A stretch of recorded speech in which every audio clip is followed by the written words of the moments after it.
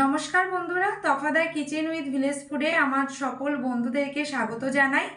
তো আজকে রেসিপির ভিডিওয়ে আপনাদের সঙ্গে শেয়ার করব কুমড়োর রেসিপি। তবে কুমড়োর রেসিপিটি কিন্তু আজকে সম্পূর্ণভাবে নিরামিষ হবে, নিরামিষভাবেই আপনাদেরকে দেখাবো। তো এখানে আমি দেখুন পাকা কুমড়ো এখানে 500 গ্রাম নিয়ে নিয়েছি, আর এখানে 4টে ছোট সাইজের আলু এইভাবে কেটে খোসা ফেলে পরিষ্কার করে ধুয়ে নিয়েছি। তো প্রথমে এই রেসিপির জন্য কুমড়োটাকে আমি ছোট ছোট করে কেটে নেব। বন্ধুরা, কুমড়োর এই অংশটা কিন্তু বোটার অংশ উপরের দিককার, আর এইটা কিন্তু নিচের দিককার অংশ। তো এই বোটার এখান থেকে আমি আবারও একটা ফাল দিয়ে নেব লম্বায়। তো কুমড়োটাকে প্রথমে 2 হাত দিয়ে এইভাবে ধরবো, মাঝখান বরাবর আর একটা ফাল দিয়ে নেব।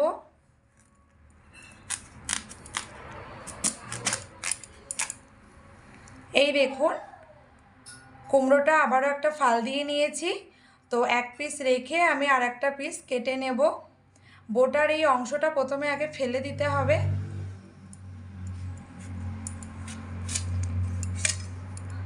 এই দেখুন বোটার এই অংশটা আমি কেটে ফেলে দিলাম। তো এখানটা কিন্তু পরিষ্কার হয়ে গেল। এবার আমি এটাকে আবারও একটা ফাল দিয়ে নেব।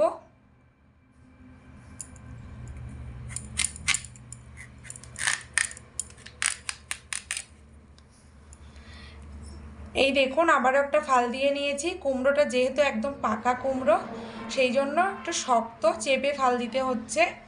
তো এবারে এই ফালটা নিয়ে আমি প্রথমে কাটবো। আগে প্রথমে খোসাটা ফেলে নেব। এই যে উপরের দিকটা যে খোসাটা, পুরো খোসাটা পরিষ্কার করে কেটে ফেলে দিতে হবে।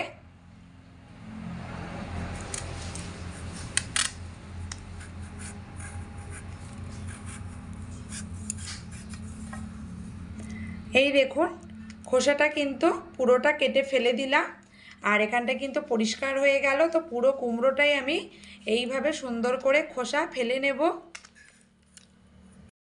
তো এবারের ভেতরে যে দানার যে অংশটা আছে, এটাও কিন্তু বটি দিয়ে চেঁচে ফেলে দিতে হবে। এইভাবে ধরে এরকম করে নিয়ে হালকা একটু বাদিয়ে চেঁচে ফেলে দিতে হবে। এই দেখুন এই যে উঠে আসলো, এই জায়গাটা কিন্তু একদমই পরিষ্কার হয়ে গেছে। কুমড়োর মধ্যে কিন্তু আর একটুও খোসা বা কিছুই নেই, পুরো কুমড়োটাই কিন্তু একদম পরিষ্কার। এবার এটাকে আমি আবারও একটা ফাল দিয়ে নেব লম্বায়।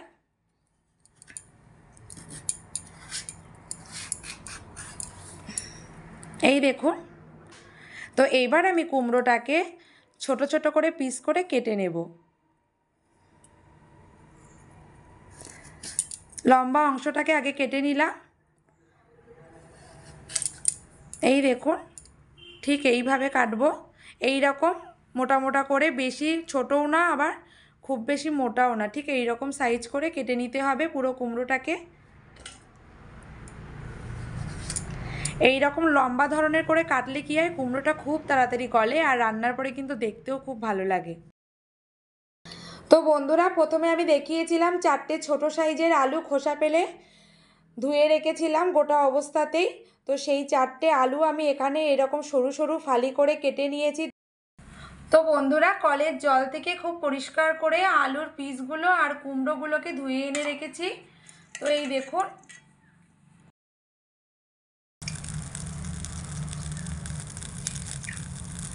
পরিমাণ মতো সর্ষের তেল দিয়ে দিয়েছি। তেলটা খুব ভালো করে গরম করে নেব। খুন্তি দিয়ে তেলটা হালকা একটু নেড়ে চেড়ে দেব।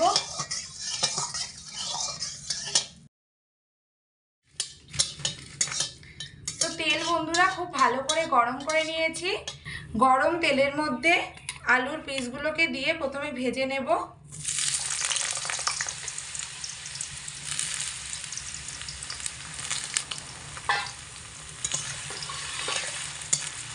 বন্ধুরা, উনুনের আঁচটা হাইতে রেখে আলুগুলো 4 মিনিট সময় ধরে লাল লাল করে ভেজে নিয়েছি। তো এবার আমি আলুগুলোকে তেল থেকে ছেঁকে তুলে নেব। বন্ধুরা, কুমড়োও কিন্তু ওই একই তেলের মধ্যে রেখে 6 মিনিট সময় ধরে হাই আঁচে ভেজে নিয়েছি। দেখুন কুমড়োর কালার কিন্তু পুরো চেঞ্জ হয়ে গেছে। লাল লাল হয়ে গেছে। কুমড়ো ভাজার সময় বা আলু ভাজার সময় কিন্তু আমি এখানে কোনো লবণ হলুদ কিছুই ব্যবহার করিনি। কুমড়ো কিন্তু নুন দিয়ে ভাজলে গলে যাওয়ার একটা চান্স থাকে, সেই জন্য আমি এখানে কুমড়ো তেলের মধ্যে ফেলে এমনি ভেজে নিয়েছি। এবার কুমড়োগুলোকে আমি তেল থেকে ছেঁকে তুলে নেব। এই দেখুন কুমড়োগুলো ঠিক এইরকমভাবে ভেজে নিতে হবে, এইরকম লাল করে। বন্ধুরা এখানে আমি তেলের পরিমাণ বেশি দিয়ে কুমড়ো আর আলুগুলোকে ভেজে নিয়েছিলাম, সেই জন্য এখানে আমার তেলটা বেশিই আছে, এখানে আর তেল দেওয়ার কোনো প্রয়োজন নেই। এবার একে একে আমি ফোড়নগুলো দিয়ে দেব। প্রথমে আমি এখানে 5 ফোড়ন দিয়ে দিচ্ছি। ফোড়নে অল্প পরিমাণ কালো জিরে, 2টো গোটা শুকনো লঙ্কা, 2টো মিডিয়াম সাইজের তেজপাতা, এই সমস্ত ফোড়নগুলো দিয়ে হালকা একটু নেড়ে চেড়ে নেব। এবার আমি ফোড়নে দিয়ে দিচ্ছি অল্প একটুখানি আদা কুচিয়ে রেখেছিলাম, সেটা দিয়ে দিলাম। আদা দিয়ে হালকা একটু নেড়ে চেড়ে নিতে হবে। এবার আমি এর মধ্যে দিয়ে দেব 4টে কাঁচা লঙ্কা, আমি এখানে চিড়ে রেখেছি, সেটাও আমি দিয়ে দিচ্ছি তেলের মধ্যে।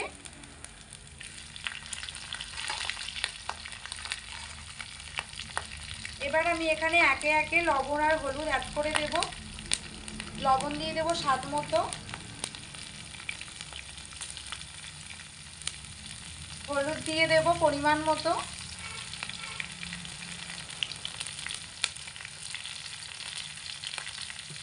এই সমস্ত মশলাগুলোকে একসঙ্গে খুব ভালো করে একটু কষিয়ে নেব, মোটামুটি 1 মিনিট সময় ধরে মিডিয়াম আঁচে। তো 1 মিনিট সময় ধরে এই সমস্ত কিছুকে আমার কষানো হয়ে গেছে। এবার এর মধ্যে ভেজে রাখা আলু আর কুমড়োগুলোকে দিয়ে দেব।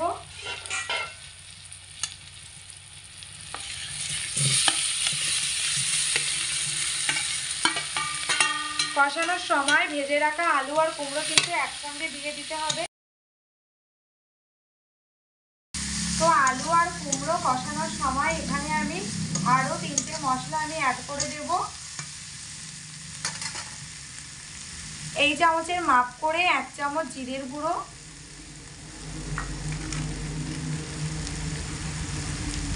লাল লঙ্কার গুঁড়ো,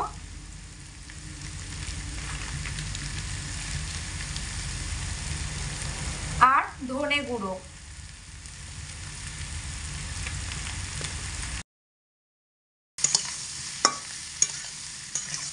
মশলাপাতি সমস্ত কিছু দিয়ে কুমড়ো আর আলু 3 মিনিট সময় ধরে মিডিয়াম আঁচে কষানো হয়ে গেছে। তো কুমড়োর পরিমাণও কিন্তু বন্ধুরা দেখুন অনেকটা কমে গেছে, আর কালারটাও কিন্তু একদম পুরো পাল্টে গেছে, এই দেখুন। এবার এর মধ্যে আমি খুব অল্প পরিমাণে 1 কাপ মতো জল দিয়ে দেব।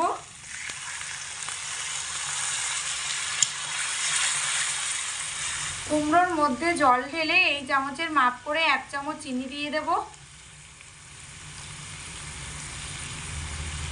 চিনি দিয়ে হালকা একটু নেড়ে চেড়ে দেবো, যাতে করে চিনিটা সমস্ত রেসিপির মধ্যে ঢুকে যায়।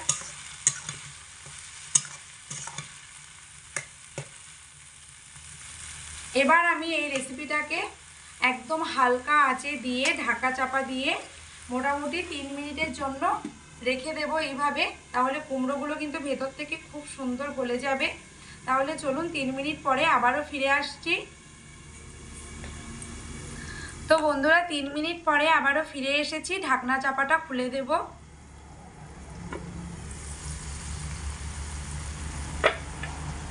এই দেখুন কুমড়োর মধ্যে যে জলটা ছিল সেটা কিন্তু একদম শুকিয়ে গেছে এবং ভেতর থেকে কিন্তু তেল ছাড়তে শুরু করেছে।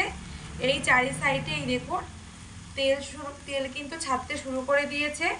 কুমড়োর রেসিপিটা কিন্তু একদম পুরোপুরিভাবে তৈরি হয়ে গেছে। এবার আমি এটাকে নামিয়ে নেব উনান থেকে। এরকমই মাখো মাখো হবে। তো বন্ধুরা নিরামিষ এই কুমড়োর রেসিপিটি একবারের জন্য হলেও আপনাদের খাওয়ার জন্য আমি অনুরোধ করছি বাড়িতে বানিয়ে, অবশ্যই আপনাদের ভালো লাগবে। এখন আমাদের প্রত্যেকের বাড়িতে প্রায় অনেক দিনই আছে যেদিন আমরা নিরামিষ খাই, তো সেদিন একবার হলেও আপনারা বাড়িতে ট্রাই করে দেখবেন। আশা করছি সবাই আপনাকে খুব ভালো বলবে, প্রশংসা করবে এরকম ধরনের রেসিপি বানিয়ে খাওয়ালে। রেসিপিটা কিন্তু গরম ভাত, রুটি, লুচি, পরোটা এই সমস্ত জিনিসের সঙ্গে আপনি কিন্তু আরামসে খেতে পারেন এবং সবাইকে খাওয়াতে পারে। এই রেসিপিটা খেতে কিন্তু দুর্দান্ত হয়। তো বন্ধুরা, আজকের রেসিপিটা আপনাদের কেমন লাগলো তা অবশ্যই কমেন্টের মাধ্যমে আমাকে জানাবে। আজকের মতো আমি ভিডিওটা এখানেই শেষ করছি। আবারও নিত্য নতুন রেসিপি নিয়ে আপনাদের কাছে আসব। ততক্ষণে আপনারা সবাই খুব ভালো থাকবেন, সুস্থ থাকবেন। ধন্যবাদ।